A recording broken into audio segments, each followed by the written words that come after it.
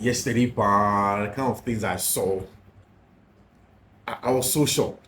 Seriously, very, very, very shocked in terms of Joe, the kind of preseason games that went on, the performances from the various teams. Arsenal played a game yesterday. Manchester United played a game. West Ham United, Newcastle, Manchester City, Chelsea, of course, obviously, a lot of games, of course. But of course, after that Chelsea forward, see, Chelsea fans will never take a chill pill. Immediately, Chelsea lost by 4-1. Then you could see it. People jumping on spaces, people comment, people looking very worried, people losing sleep over certain games and that. For me, I'll give you my assessment, my breakdown of the games, what I thought of the game in the first half, in the second half. But see, put it in your mind that it's just a preseason game. Look out for the things that we've been telling you that Enzo Maresca. If you see those things, these are positive signs. He wants to build a team, he wants to grow a team, he wants the team to get stronger. But in preseason, you don't expect it every time it's just going to be a win, a loss, or whatever that you worry about it. No. And in the post-match analysis, he and Maresca said a few things. I think that they are worth talking about in the Fiifi-Manfred on YouTube. If you're not subscribed to the channel, turn on notification, and then make sure that you do choose all. It's very important that you do so over here on Fiifi-Manfred on YouTube. I just want to give you a quick transfer update. I think that the major one, yesterday I gave you a lot on issue, but the major one today is the fact that João Neves officially is going to go and join Paris Saint-Germain. João Neves is going to join Paris Saint-Germain in there. He's a player, obviously, that has been courted by a lot of teams in there. If you look at Jorge Mendes, he's a smart businessman. If you look at Jorge Mendes, how he's gotten the likes of João Neves and the likes out of Benfica, and still making sure that his players, Manuel Ugarte, will benefit from it, doing the deal for Lenny Yoro to go and play for Manchester United. And that's exactly what he's doing. But João Neves is a very, very good player. Very good player. I can't say several times that the reason why Manuel Ugarte didn't thrive at Paris Saint-Germain is because of how they play. He's just a victim of a system. He's just a system victim. The coach wants more ball dominant DM in the middle of the park, and that's why he wants a Fabian Ruiz. That's why he wants a Warren Zaire-Emery in the middle of the park, and that's what Luis Enrique does with his game. That's what Luis Enrique does with his teams. That's how he wants to prepare his teams. That's the kind of football he wants to play on the game. So if you have seen that João Neves is going to go and join Paris Saint-Germain, it means that Manuel Ugarte is going to get closer to join Manchester United. Now there's a difference in evaluation between Manchester United and Abrantia Efreno, Paris Saint-Germain, of course, for Abrantia Efreno, Manuel Ugarte. Will they be able to iron those differences in that difference in evaluation, or it's just not going to happen? That's just a matter of time. Manchester United wants a proper DM to play next to Kobe Mainoo. They want that depth in there. They don't think that Casemiro has the legs again in the English Premier League. But the big problem with Manchester United is how much they paid for Lenny Yoro, and why clubs would want them to pay premium amounts of money for all of their players. They late Nazari, all of these boys, club will come home. They want them to pay huge amounts of money before they come in and then play for them in there for Manchester United. See, and now, so O'Shea Chelsea preseason game now, especially in the first half, you understood why Enzo Maresca went to the directors after just 1 week of training with Robert Sanchez. And I'll catch him say, I need a new goalkeeper. And I'll explain for you, so be patient, just enjoy. Robert Sanchez, a ball playing goalkeeper, in fact, a better ball playing goalkeeper than Jorge Petrovic, or with decent shot stopping ability. Now, if you look at the likes of Roberto Di Zerbi, and I've said it several times, countless times, Roberto Di Zerbi better know Brighton and Hove Albion. He didn't believe that he's going to be a ball dominant goalkeeper and control teams on the back. Now, it is easy for you to play short passes, it's easy for you to play diagonal balls, but for you to be a dominant goalkeeper and control the game from your goalkeeping area is a different skill set. And that is what Ederson, Morales, and the likes have. That they sit in front of their goalposts. When they receive the ball, they are patient enough, they pick the right pass enough, they play it at the right speed enough, they hit it directly onto their player enough, even when they are under pressure. That is how much. In fact, one of the most important bits of that area, if you want to control a game, and they say, so you wait as long enough for the opponent to press before you pass. You are not always jittery to pass. For People like Robert Sanchez, they know how to play the game. They have good goalkeepers. But the thing is that once the ball gets to them, they want to let it go and say, okay, I've passed. That's not how it's done. For the top goalkeepers, Marc-Andre Ter Stegen, Manon Noah, Alisson Becker, Ederson Morales, these guys, they are excellent with the feet because they are able to attract pressure. Obebabe press it. And when you take base now, Obebabe press, yeah, then they hit the ball into a space where they have already bypassed your press. And the essential, see, the general thoughts behind say, yes, we'll go keep and passing for a chain. Now, say, team be a pressing. The team is pressing. I'm a person, me go keep an the +1, and I say extra man. I've told you every day about the football, about the quantitative superiority. It's the quantitative superiority in the ball, actually, I'll be pressing. The person, me +1, then me get a quantitative advantage. Me do also a chain. It's a monipa chain, when I say, oh, nipa me inside there. Then I can pass around you and then get behind your press, which is very, very important. In a meeting, but the likes of Robert Sanchez, of course, Petrovic, they are that's not their stock in trade. I saw Bob one in Temty, Robert Sanchez, he will pass the ball, but he doesn't necessarily want to go in and pass those balls. In the first half against Celtic and Brad. Now, mind you, Celtic have had almost 22 days of training in preseason. Chelsea just started just about 72 hours ago. And the first game in preseason was just about 72 hours ago in preseason. Oshe games are Celtic started a long time ago. Saturday night Chelsea started preseason on. So we'll look at it in that area, in that context, in that conversation of what you want to do. Now, just before Sekoko started giving, the announcement that comes that Chelsea had agreed a deal with team my friend in Villarreal for Philippe Jorgensen. Of course, I tweeted about it and I'd mentioned that he's a goalkeeper that's very good with his feet. I've mentioned his statistics in the La Liga, and I've said it isn't just about the passes, the pass success rate and the pass success rate per 90. Those details, those little bits in terms of data, they're the most important thing. Not just the blank data, okay, about 5 passes, about 6, no. What are the success rates in there? Now, especially a game like Chelsea, any Celtic boy, in the first half, Robert Sanchez was doing exactly as Samana Meka was saying. When you're born now, he wants to pass quickly, no ball. Now, Celtic will pursue. One thing is, you need somebody like Philippe Jorgensen, because once the ball gets to him, even under pressure, he's able to pin and go over the press. Now, I'm sure you've worked Ederson Morales for a very long time. And they say, if the ball comes to him, and then you are pressing him, he's able to pin a long pass into the wide man. For all you know, they've just got him behind your press because of that one pass. Being a ball playing goalkeeper doesn't mean you won't go long, but you go long with precision. Say when you're ball and the cool player so, and you say okay, when you're ball now no, it's supposed to be with precision, and the accuracy with which you do those things is very important. Now, if you watch the first half, it was so clear. I just kept on myself. I understand so much that even when there were a lot of goalkeepers that were very good in terms of box claiming, cross claiming, shot stopping ability, Chelsea really wanted Philippe Jorgensen because his distribution is par excellence. Okay? If you want somebody that can play the ball medium and long to bypass the press, sometimes you want to just go medium. Okay, Omaba press so high. So much center circle, and you want to say Romeo Lavia free. Then they pin the ball medium, then it goes to Romeo Lavia on a half turn, picks the ball, and then you are behind the press. Sometimes you want to go long, wide. You want to go long diagonal. You want to go with distance, both feet.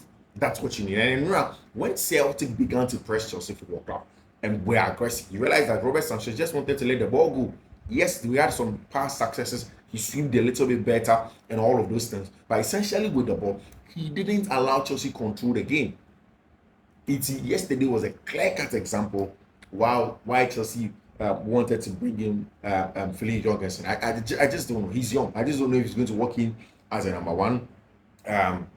Sanchez has struggled to pick people medium and then long in games near ball.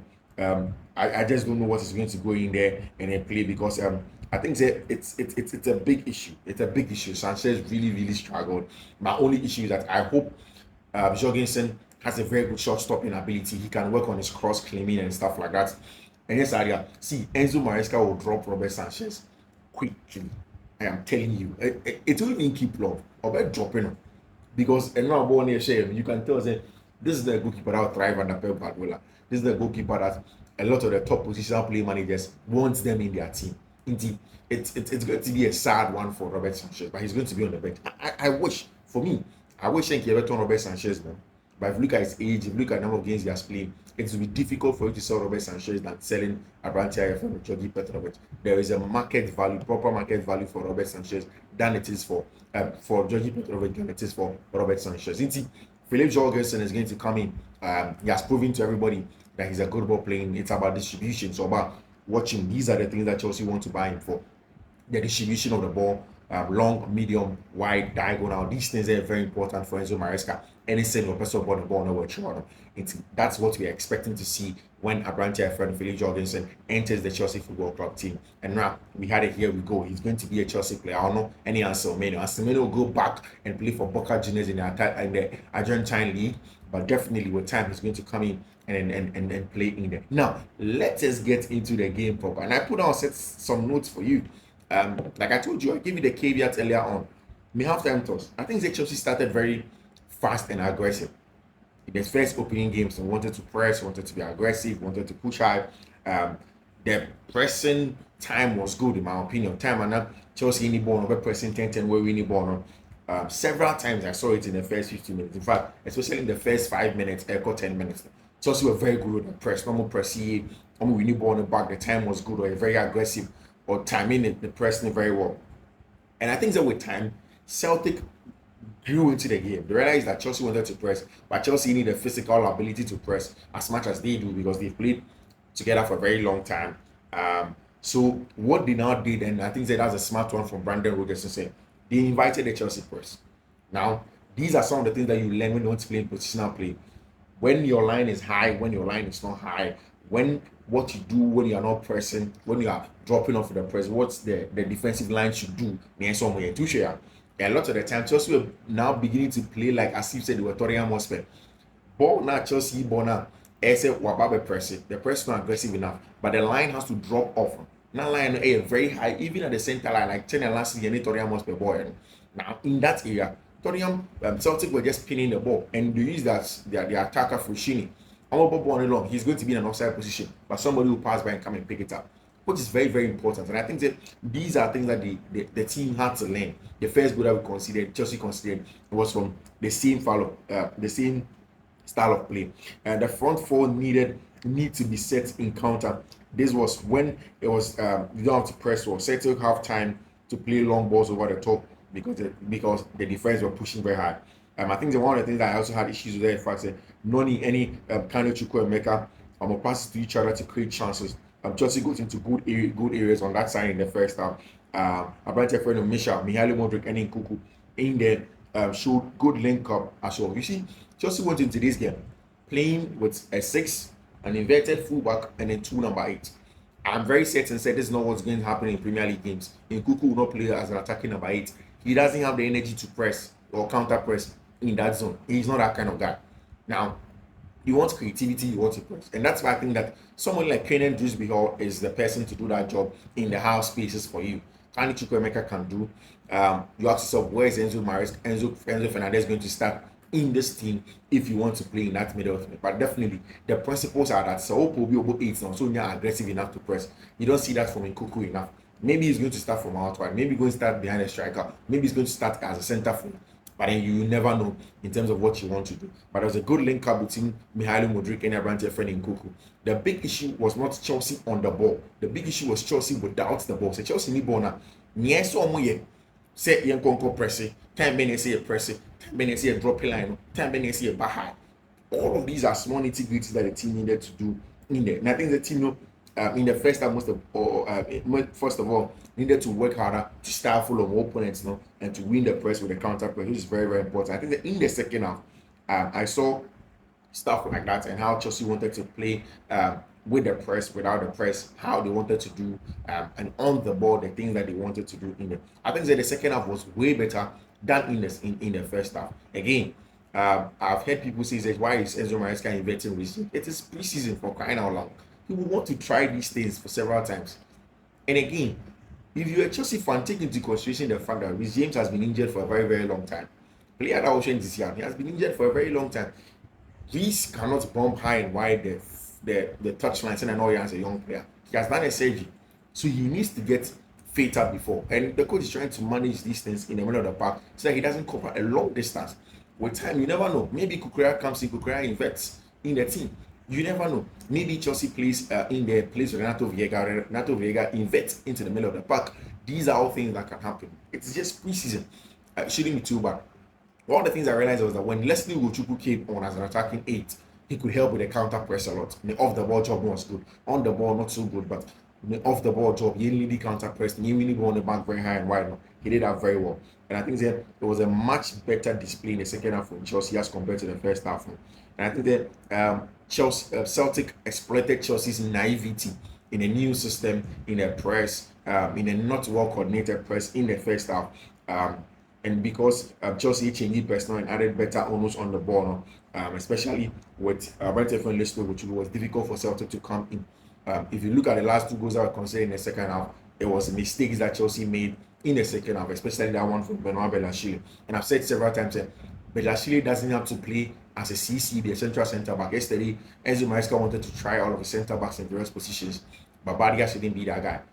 He doesn't have that 360 view to turn around and then the pulse to calm down under pressure. He has to be at best competes for left centre back in there, which is very, very good with Levi Cole.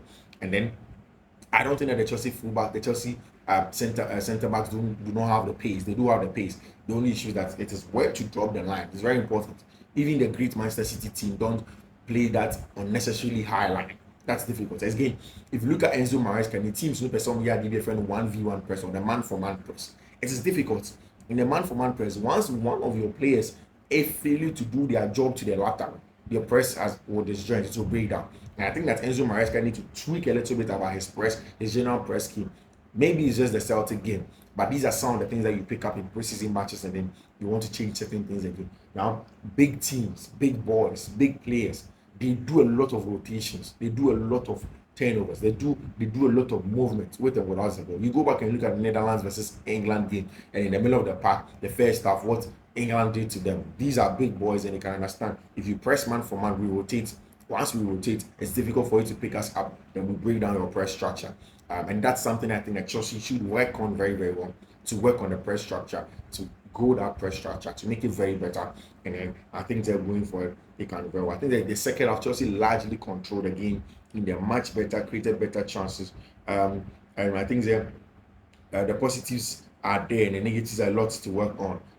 And a very informative outing aside playing the last preseason game. And of course, that's the last preseason game for Abrantia, for Celtic and then their coach in there. And Enzo Maresca after the game was asked about it.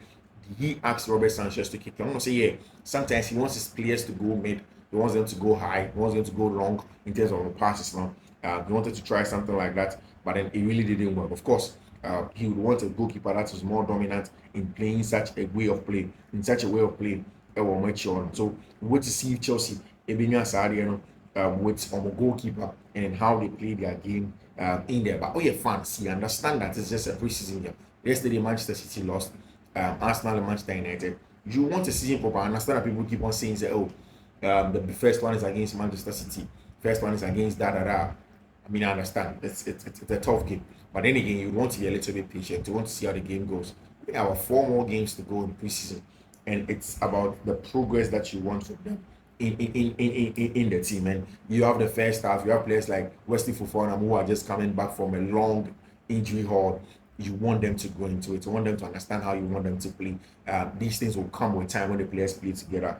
And again, it's a different style of play from this manager than it was from the manager before. So we wait to see how all of these things is going to happen. Enzo Maresca did say Sabrente friend Cole Palmer and Conor Gallagher are only going to return on the 6th of August.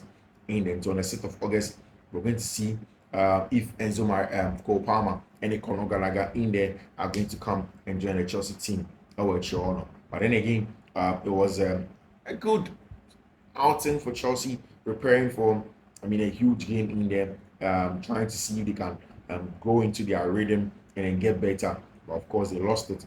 Again, it is just a preseason game. And you wait to the last preseason match to see if you are properly ready to go and play in the next game in the English Premier League. So I think I'm going to end it here. Thank you very much for joining me here, Fiifi-Manfred on YouTube. I'll get back to you. Take care. Bye bye.